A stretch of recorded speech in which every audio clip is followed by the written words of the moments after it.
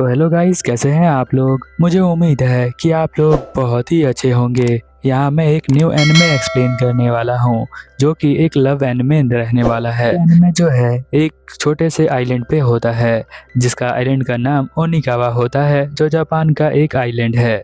यहाँ पर आप स्कूल लव को देखने वाले हैं। चलिए अब स्टार्ट करते हैं। एपिसोड के स्टार्टिंग में हम तेरू नाम के एक लड़के को देखते हैं जो यहाँ बताता है कि मैं जो हूँ ओनिकावा में ट्रांसफर होकर आया हूँ पढ़ने के लिए। वो अपने स्कूल के क्लास में आ जाता है जहाँ पर हम देखते हैं कि एक लड़की उसे मॉर्निंग कहती है जिसका नाम केयोन होता है।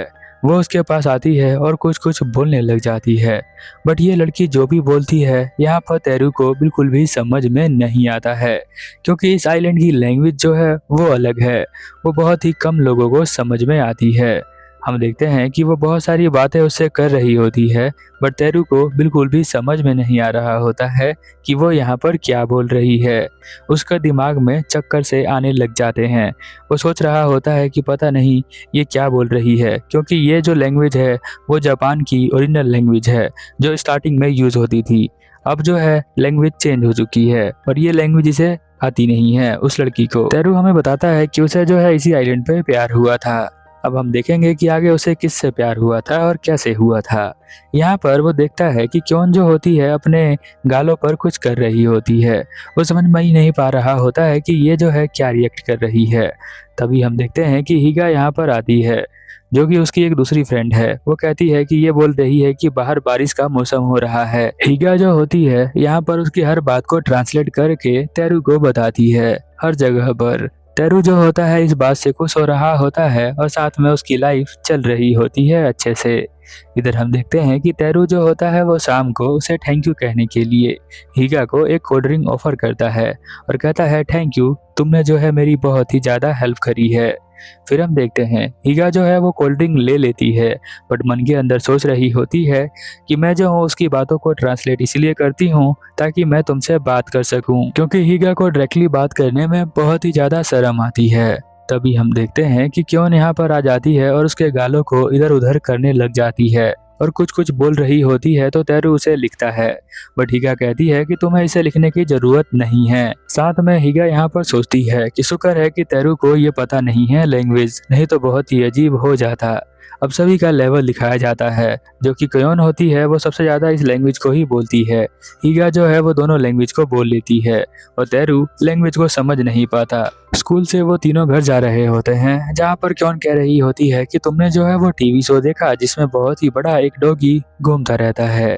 फिर हम देखते हैं कि वो उसकी बातों को ध्यान से सुनकर समझने की कोशिश कर रहा होता है बट उसमें उसे बहुत ज़्यादा परेशानी हो रही होती है तो वो हिगा को देखता है। हिगा जो है थोड़ी दूर होती है तो हम देखते हैं वो बहुत तेज से कहता है हिगा सान। उसके इतना बोलते ही हम देखते हैं कि आसपास जो है बिल्कुल बादल से आ जाते हैं और सभी लोग कहते हैं कि क्या तुम मुझे बोल रहे हो। फिर हम देखते हैं कि यहाँ पर एक लड़की कहती है क्या तुम मुझे बोल रहे हो। तेरू कहता है कि नहीं। फिर हम देखते हैं बहुत सारे लोग आ जाते हैं और कहते हैं क्या तुम मुझे बोल रहे हो, क्या तुम मुझे बोल रहे हो, पर वो समझ नहीं पाता कि ऐसा क्यों हो रहा है उसके साथ।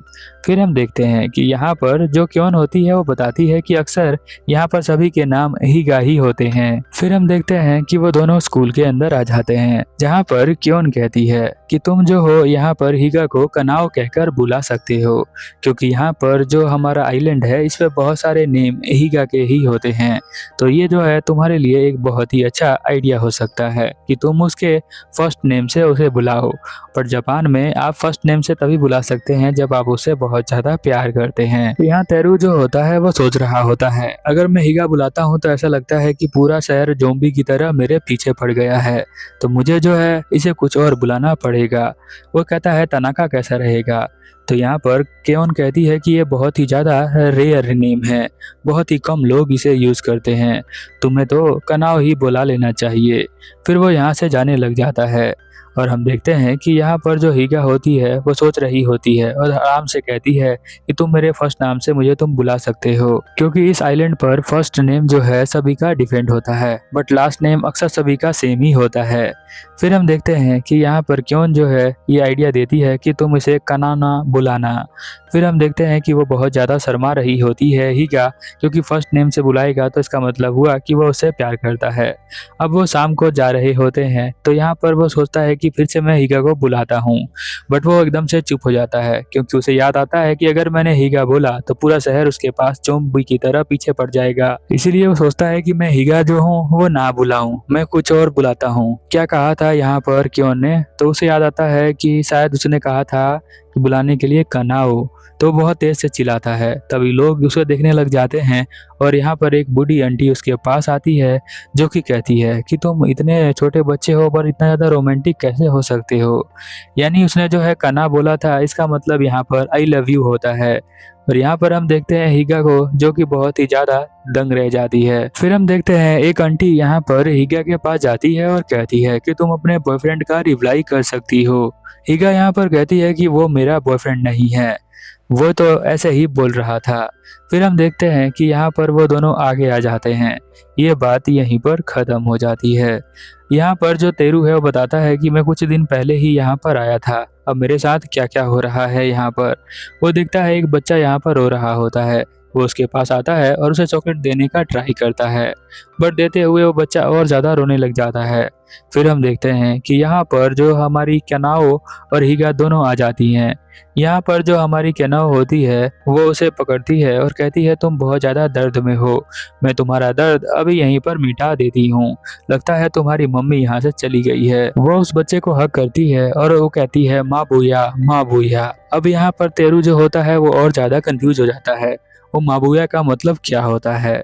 फिर हमें बताया जाता है कि माबूया जो होता है, अगर कोई बंदा सैड हो या फिर उसकी गर्लफ्रेंड चली गई हो छोड़कर, या फिर वो बहुत ज़्यादा गुस्से में हो तो उसके बॉडी से उसकी आत्मा निकल जाती है, तो उसके कमर पे ऐसे पीठ पर मारना होता है और कहना होता है माँ बोया, जिससे कि उसकी आत्मा वापस आ जाती है उसके बॉडी में और वो दोबारा से खुश हो जाता है। तो ये आइडिया तुम्हें कैसा लगा, तुम भी ट्राई करके देख सकते हो अपने दोस्तों के ऊपर। इधर हम देखते हैं कि जो हमारी कनोया होती है उस बच्चे को कहती है कि ये आइलैंड बहुत ही ज़्यादा छोटा है, तो तुम जो हो अपने ग्रैंड माँ से मिल सकते हो या फिर अपनी मम्मी से जिससे भी तुम दूर हुए हो, क्योंकि मेरी जो ग्रैंड माँ है वो कहती है ये आइलैंड बहुत ज़्यादा छोटा है, यहाँ पर गुम होने के बाद मिल ही जाते हैं। तभी उसकी मॉम यहाँ पर आ जाती है, वो बच्चा खुश हो जाता है और यहाँ पर कनाव को कहता है, छोटा बच्चा कहता है कि आपने जो मुझे बताया दीदी वो उसमें से छोटा सा ही समझ में आया, तो क्या आप मुझे दोबारा समझा सकती हैं। अब ये दोनों जो है यहाँ पर इसे देख रहे होते हैं और वो दोबारा से वही लैंग्वेज बोलने लग जाती है। फिर हमें बताया जाता है कि यहाँ पर जो होता है आइलैंड के ऊपर गुड बाय भी नहीं बोलते हैं, यहाँ बोलते हैं सी यू टुमारो, क्योंकि आइलैंड बहुत ही ज़्यादा छोटा है। इवन कि जब कोई मरने वाला होता है तो वो कहता है कि नेक्स्ट लाइफ में तुम्हें इसी आइलैंड पे मिलता हूँ। अब इतनी सारी कहानी सुनने के बाद तेरू जो होता है वो सोचते हुए आगे जा रहा होता है, उसका ध्यान जो है यहाँ पर होता है जो क्यों होती है उसकी चीज़ों पर ही, वो सोचते हुए जा रहा होता है, वो आगे नहीं देखता। यहाँ पर हीगा उसे कहती है आगे देखने को, तभी वो देखता है एक बड़े से बैल को जो यहाँ से निकल रहा होता है, जिसे देखकर वो घबरा जाता है। यहाँ पर हीगा और क्यों बताती हैं कि यहाँ अक्सर बुल फाइट होती है, इसीलिए शायद वो बुल को लेकर जा रहे हैं। अब यहाँ पर वो बहुत ज़्यादा घबराया होता है, तो क्यों कहती है कि अभी तुम्हारी आत्मा बाहर निकल गई है तो अभी मैं ठीक करती हूँ उसे। वो उसे यहाँ पर रोकता है बट वो उसकी तरफ बढ़ती जा रही होती है, उसे लगता है कि वो उसे हक करने वाली है और यहाँ पर कहने वाली है मुएबा। फिर हम देखते हैं कि वो उसे हक नहीं करती, उसके पीठ पे तेज तेज मारती है और कहती है मुएबा। फिर हमें बताया जाता है कि माँ भूया जो है, अगर कोई बच्चा बड़ा हो जाता है तो उसको ऐसे ही कहते हैं। अब ये सुनकर वो उसे और भी ज़्यादा शौक लग जाता है, उसे लगा था कि वो हक करके बोलेगी बट उसने कुछ और ही किया। क्लास में हम देखते हैं उसे एक बच्चा आके कहता है कि क्या तुम हमारे यहाँ का एक डिश जिसका नाम साता अंडागी है वो क्या तुम ट्राई करना चाहोगे। तो वो पूछता है ये किस तरह का डिश है, तो हमें बताया जाता है इसके अंदर जो है आपको अंडे, कुकिंग ऑयल, शुगर और यहाँ पर आटा मिक्स करके तलना पड़ता है। वो ये सब सुनकर बहुत ज़्यादा खुश होता है, कहता है ज़रूर। फिर हम देखते हैं ऐसा उसके बोलते ही क्लास के सभी बच्चे कहते हैं कि तुम मेरे साथ चल सकते हो, मैं तुम्हें वो खिलाऊंगा। फिर हम देखते हैं एक लड़का कहता है नहीं नहीं तुम मेरे साथ चलो, मैं तुम्हें वो बना कर खिलाऊंगा अपने हाथों से। बहुत सारे बच्चे उसके पास आ जाते हैं, तो यहाँ पर उसे समझ में नहीं आता कि वो उसके साथ क्या हो रहा है, क्योन यहाँ पर कहती है, इसे बोलते हैं कामी कामी अटैक। इस आइलैंड के लोग जो है पहले जो है अपने मेहमान को बुलाते हैं अपने घर पर और उसे जब तक खिलाते हैं जब तक वो बेहोश ना हो जाए। इसे ही बोलते हैं कामी कामी अटैक और यही अटैक यहाँ पर तिरु के ऊपर हुआ है। फिर हम देखते हैं कि यहाँ पर जो हीगा होती है वो भी उस डिश को बना सकती है और यहाँ पर क्योन कहती है कि तुम्हें भी वो बनाना चाहिए तेरू के लिए। फिर हम देखते हैं अगले दिन है ना बहुत सारे लोग ये सब डिश लेकर उसके पास आए होते हैं। यहाँ पर क्योन भी उसको ये देती है खाने के लिए। वो जो है खाते खाते परेशान हो जाता है बट ये आना बंद नहीं होता। हीगा भी यहाँ बनाकर लाई होती है बट उसकी हिम्मत नहीं होती कि वो जाकर तेरू को ये दे दे। वो बोल ही नहीं पाती है, उसे बहुत ज़्यादा शर्म आती है। हम देखते हैं यहाँ पर शाम हो जाता है और उसका बनाया हुआ डिश अभी भी उसके हाथ में ही है, वो अभी भी बोल नहीं पाई है। तभी हम देखते हैं कि तेरू यहाँ पर उसके पास आता है और कहता है, हीगा क्या तुम आज नाराज हो मुझसे? तुम जो हो आज बहुत ही अजीब से लग रही हो, तुम किसी से बात नहीं कर रही हो, क्या कुछ हुआ है क्या? हीगा यहाँ पर सोचती है कि वो मेरी फिक्र करता है। तभी हम देखते हैं जो क्योन होती है वहाँ पर भागते हुए उसके पास आती है और कुछ कुछ बोलने लग जाती है। अब ये बातें यहाँ पर तेरू को समझ में नहीं आती है। वो कहता है ये क्या बोल रही है। तभी हम देखते हैं हीगा यहाँ पर सोचती है कि अगर मैं कहूँ कुछ और बनाकर, क्योंकि इसे तो पता नहीं है कि ये क्या बोल रही है, तो हो सकता है मुझे तरीका मिल जाए ताकि मैं अपना डिश यहाँ पर तेरू को दे सकूँ। फिर हम देखते हैं कि यहाँ पर वो कहती है कि जो क्योन है वो कह रही है। तभी वो यहीं पर रुक जाती है। वो कहती है कि मैं ऐसा नहीं कर सकती हूँ तेरू के साथ। वो कहती है कि मैं जो हूँ ये दूंगी अपने वर्ड्स में। वो कहती है मैंने ये तुम्हारे लिए बनाया है। वो उसको अपने हाथों में लेता है और कहता है थैंक यू। और अब हम देखते हैं कि वो बहुत ज़्यादा खुश हो जाती है और ये तीनों ये डिश खाने लग जाते हैं।